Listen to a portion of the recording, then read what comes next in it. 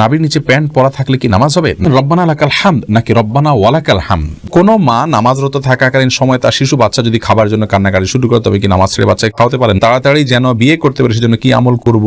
জুমার খুতবার আজানের উত্তর দেওয়া যাবে কি না? নামাজে দাঁড়ালে নামাজ পড়া অবস্থায় আমার হাঁচি আসে, তখন কি হাঁচির জবাব দিতে হবে? আমি ঢাকায় থাকি, গ্রামে যদি 2 দিনের জন্য যাই তাহলে কি কসর নামাজ পড়তে হবে? সামান্য পরিমাণ পারফিউম ব্যবহার করা যাবে কিনা? আমার স্বামী নামাজ বাসায় পড়েন কিন্তু মসজিদে নামাজ পড়তে যেতে চান না, এখন আমি কি করব?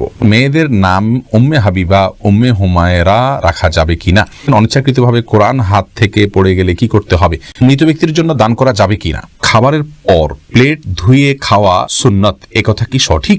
বাচ্চাদের কমোডে পেশাব পায়খানা থাকলে ওই রুমে নামাজ পড়া যাবে কিনা? স্মরণশক্তি বাড়াতে কি করব? এর জন্য নির্দিষ্ট কোনো দোয়া আছে কিনা? এরপর জোবা হাসান, আপনি জানতে চেয়েছেন আমার স্বামী নামাজ বাসায় পড়েন কিন্তু মসজিদে নামাজ পড়তে যেতে চান না, এখন আমি কি করব? আপনি তাকে বোঝাবেন, আপনার জায়গা থেকে আপনি তাকে নসিহত করবেন, আল্লাহর ভয় দেখাবেন, ভালোবাসা দিয়ে, স্নেহ দিয়ে, মমতা দিয়ে, বিভিন্নভাবে অভিমান করে আপনি তাকে বোঝাবেন, অন্যদেরকে দিয়ে বোঝাবেন। এরপরও যদি তিনি না করেন, এর দায় আপনাকে বহন করতে হবে না ইনশাআল্লাহ। নাজিম আদনান, আপনি জানতে চেয়েছেন মৃত ব্যক্তির জন্য দান করা যাবে কিনা?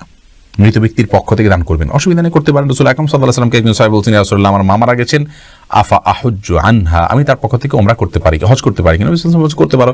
অনেকজন বলছেন, রাসূলুল্লাহ, আমার মায়ের পক্ষ থেকে আমি একটা কূপ খনন করে দিতে চাই, মানুষ পানি পান করবে, সবটা আমি আল্লাহকে বলবো, আমার মাকে দেওয়ার জন্য দেওয়া যাবে কিনা? নবী সাল্লাল্লাহু আলাইহি ওয়াসাল্লাম বলেছেন অবশ্যই দেওয়া যাবে। তাহলে বোঝা গেল মৃত ব্যক্তির তরফ থেকে দান করা যায়, যে কোনো কিছু দান করতে পারবেন। গুলশানা আক্তার বোন, আপনি জানতেছেন মেয়েদের নাম উম্মে হাবিবা, উম্মে হুমায়রা রাখা যাবে কিনা? রাখা যেতে পারে, অসুবিধা নেই। উম্মে হাবিবা মানে হাবিবার মা, উম্মে হুমায়রা মানে হুমায়রার মা। আসলে এটা নাম খুব বেশি অর্থবহ হয় না, কিন্তু রাখলে যে গুনাহ হবে এমন না, রাখা যেতে পারে। যদি তার মেয়ে থাকে হুমায়রা, তার মেয়ে থাকে হাবিবা, তাহলে সেক্ষেত্রে উম্মে হাবিবা রাখা উচিত। আমাদের দেশে উম্মে হাবিবা, উম্মে কুলসুম, উম্মে অমুক উম্মে তমুক এইভাবে রাখা হয় অহরহ। তো এটি না রাখা উত্তম, কিন্তু রাখলে যে গুনাহ হবে এমন না, রাখা যেতে পারে, অসুবিধা নেই। এরপরে যে প্রশ্নটি আমি দেখতে পাচ্ছি, ভাই আব্দুল হাই, আপনি প্রশ্ন করেছেন খাবারের পর প্লেট ধুয়ে খাওয়া সুন্নত, একথা কি সঠিক? ভাই আব্দুল হাই, দেখুন, খাবারের পরে প্লেট এটি পরিষ্কার করে খাওয়া সুন্নাত, ধুয়ে খাওয়া সুন্নাহ এটি সঠিক কথা নয়। রাসূল করিম সাল্লাল্লাহু আলাইহি ওয়াসাল্লামের খাবারের পরে প্লেটের অবস্থা কি থাকতো এই সম্পর্কে বর্ণনা করতে গিয়ে আমাদের আয়েশা রাদিয়াল্লাহু তাআলা আনহা বলেছেন যে অনেক লোক যদি খাবার খেতেন, সেক্ষেত্রে রাসূল আকরাম সাল্লাল্লাহু আলাইহি ওয়াসাল্লামের প্লেটটাকে অন্য সমস্ত প্লেট থেকে আমি পৃথক করতে পারতাম, কারণ এত পরিষ্কার করে তিনি খাবার খেতেন যে এত বেশি পরিষ্কার অন্য কেউ করে খেতে পারতেন না। হাদিস থেকে বোঝা গেল যে খাবারের সময় ওইটাকে মুছে পরিষ্কার করে খাওয়াটা এটি রাসূল আকরাম সাল্লাল্লাহু আলাইহি ওয়াসাল্লামের সুন্নাহ। আমাদের আয়েশা রাদিয়াল্লাহু তাআলার কথা থেকে সেটাই বোঝা যাচ্ছে। বিধায় খাবারের পরে প্লেট ধুয়ে সে পানি খাওয়া সুন্নাহ, এই কথাটি সঠিক নয়। তাসলিমা মুনআহ, আপনি জানতে চেয়েছেন অনিচ্ছাকৃতভাবে কোরআন হাত থেকে পড়ে গেলে কি করতে হবে? অনিচ্ছাকৃতভাবে পড়ে গেলে তওবা করতে হবে, সামনে থেকে সাবধান হতে হবে, সিরিয়াস হতে হবে, কোরআন ধরার ক্ষেত্রে দায়িত্বশীল হতে হবে। এর বাইরে বিশেষ করে লবণ দিতে হবে, চাউল দিতে হবে এমন কথা নেই কোরআন হাদিসে, এগুলো আমাদের নিজেদের বানানো। খোবায়েব নূর জমিরি, আপনি জানতে চেয়েছেন জুমার খুতবার আজানের উত্তর দেওয়া যাবে কি না? এই বিষয় নিয়ে আসলে ইখতিলাফ রয়েছে। খুতবার আগে যে আজান আছে সেটা আমরা উত্তর দেব কি দিব না। অনেক উলামা ইকরাম বলেছেন আমরা চুপ থাকবো, এটার উত্তর দেব না। তার কারণ হলো রাসূল আকরাম সাল্লাল্লাহু আলাইহি ওয়াসাল্লাম আমাদেরকে বলেছেন, ইযা খারাজাল ইমাম ফালা সলাতা ওয়ালা কালামা, যখন ইমাম বের হবেন খুতবা দেওয়ার জন্য তখন কোনো সলাত বা কোনো কালাম চলবে না। এই হাদিস নিয়ে অনেক কথা আছে, অনেক আলোচনা আছে। শুধু এটুকু বলবো যে ইমাম বের হলে আর কথাবার্তা বলা যায় না। সেই জায়গা থেকে খুতবার আজান যেহেতু ইমাম বের হওয়ার পরে দেওয়া হয়, ইমাম মিম্বরে বসার পরে দেওয়া হয়, অতএব এখানে জবাব না দিয়ে বরং চুপচাপ নীরবতা অবলম্বন করতে হবে। এই মতটি অধিকতর শক্তিশালী, যদিও অনেকে বলেছেন জবাব দেওয়ার জন্য। শওকত ইসলাম, আপনি জানতেছেন আমি ঢাকায় থাকি, গ্রামে যদি 2 দিনের জন্য যাই তাহলে কি কসর নামাজ পড়তে হবে? গ্রামে যদি আপনার বাড়ি থাকে, নিজস্ব ঘর থাকে, বসবাসের স্কোপ থাকে, তাহলে সেটি আপনার একটা ঠিকানা।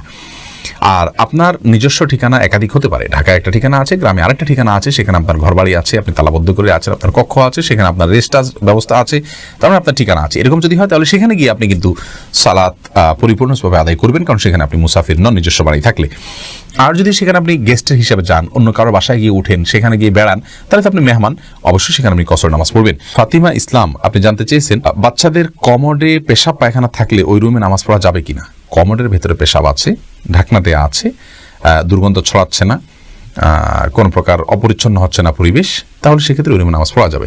কিন্তু যত দ্রুত সম্ভব এটাকে আপনার টয়লেটের কমোডে ফেলে এটাকে ফ্লাশ করে দেওয়া বা ড্রেনে ফেলে দেওয়া, বের করে দেওয়া উত্তম। কারণ যেই ঘরে নাপাক বা অপবিত্রতা থাকে সেখানে রহমতের ফেরেশতা আসে না, সেখানে আপনার দুষ্ট জিনদের আবাসন হয়ে থাকে, তাদের আক্রমণ বেশি হয়ে থাকে, তাদের সেখানে জলচল বেশি হয়ে থাকে। এই জন্য পেশাবকে অ্যাভয়েড করা উচিত। তাছাড়া কবরের আযাবের দুটি প্রধান কারণের ভিতরে একটা হলো যে পেশাব থেকে যারা পবিত্র থাকেন না, এই জন্য কমরে বাচ্চা পেশাব করলে সে পেশাব এর গন্ধ যদি ছড়ায় বা ঢাকনা একটু সরে যেতে পারে বা কিছুটা হলেও তার স্মেল বের হতে পারে, এইসব জায়গা থেকে যত দ্রুত সম্ভব সেটাকে দূর করে ফেলা বা পরিষ্কার করে ফেলা উচিত। কিন্তু যদি কমরে ঢাকনা থাকে এবং দুর্গন্ধ না ছড়ায় তাহলে নামাজ পড়তে অসুবিধা নেই। ইভেন দুর্গন্ধ ছড়ালেও নামাজ পড়ে নামাজ হয়ে যাবে, কিন্তু এটা অবশ্যই অনুচিত এবং নামাজের হক আদায় করে নামাজ পড়া হয় না এভাবে যদি অপরিচ্ছন্ন থাকে বা দুর্গন্ধ আসে।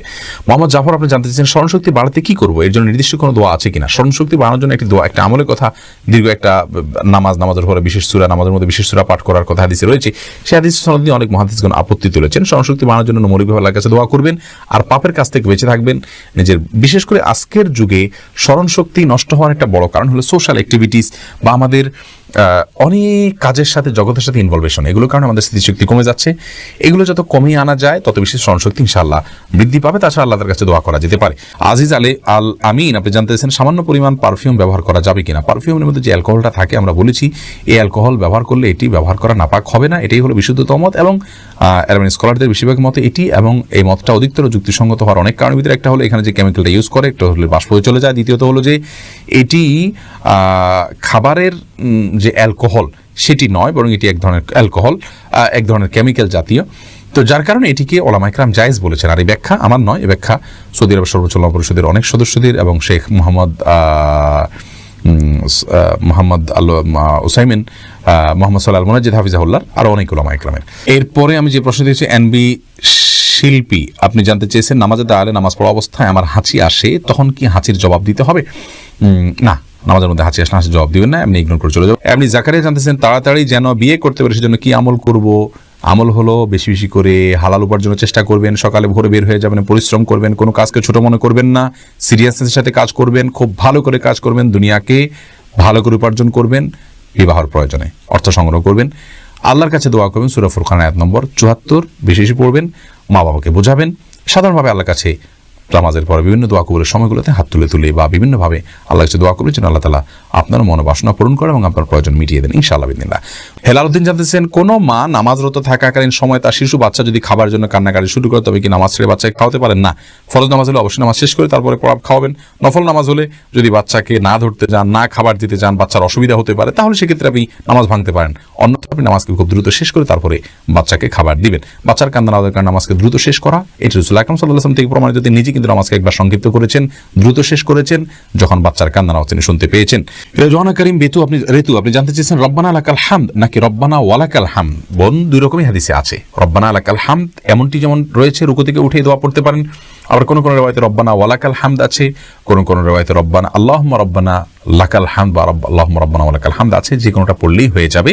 কাসরাতুল মাবানি তাদুল্লু আলা কাসরাতিল মাআনি, আরবিতে একটি কথা আছে যে শব্দ বেশি হলে তার মর্ম নিশ্চয় বেশি হয়। এই জন্য রব্বানা লাকাল হামদ বলার চাইতে রব্বানা ওয়ালাকাল হামদ বললে বেশি উত্তম হবে। অর্থ হলো হে আমার রব, আর আপনার জন্য প্রশংসা আমি জ্ঞাপন করছি। দুইটাই হাদিসে রয়েছে, কোনো অসুবিধা নেই, বিশুদ্ধ হাদিসে রয়েছে। এমনি তুহিন আলী জানতেছেন নাবির নিচে প্যান্ট পরা থাকলে কি নামাজ হবে? নাবির নিচে প্যান্ট পরা আছে কিন্তু নাবিটা দেখা যাচ্ছে না, উপরে আপনার কোনো কাপড় চোপড় আছে, তাহলে নামাজ হয়ে যাবে, কোনো অসুবিধা নেই।